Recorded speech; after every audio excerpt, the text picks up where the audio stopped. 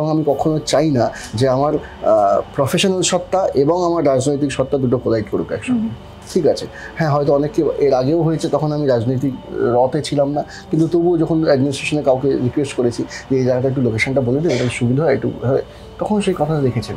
তো আজকেও তাই, এবং আজকে শুধুমাত্র চেয়ারে বসে আছি বলে সেটা সুযোগ সুবিধা ভোগ করা সেই মানসিকতা আমি করি না, কারণ ওখানে সুযোগ সুবিধা আমি ভোগ করবো না, সুযোগ সুবিধা আমাকে দিতে হবে। I have to renter. তো সুতরাং সেটা ওই ডিফারেন্সটা বুঝতে হবে, ঠিক আছে। আর বাদ বাকি যেটুকু সেটা তো নিজের কাজের মধ্যে দিয়ে পরিচয় দিতে হবে, আগামী দিনে এগোবো।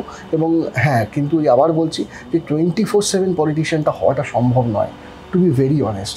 এক তো প্রফেশন, আর দ্বিতীয়ত যখন তুমি অন্য কোনো বিধানসভা কেন্দ্রে গিয়ে রয়েছো, মানে যেটা তোমার নিজস্ব, যেখানে তুমি বসবাস করো সেইটা নয়, তো সুতরাং তার জন্য একটা টাইম আছে, একটা যাতায়াত থেকে শুরু করে সবটাই না অনেক কিছু আনুষঙ্গিক রয়েছে। তো সুতরাং সেই 24 ঘন্টা তো আমি দিতে পারছি না।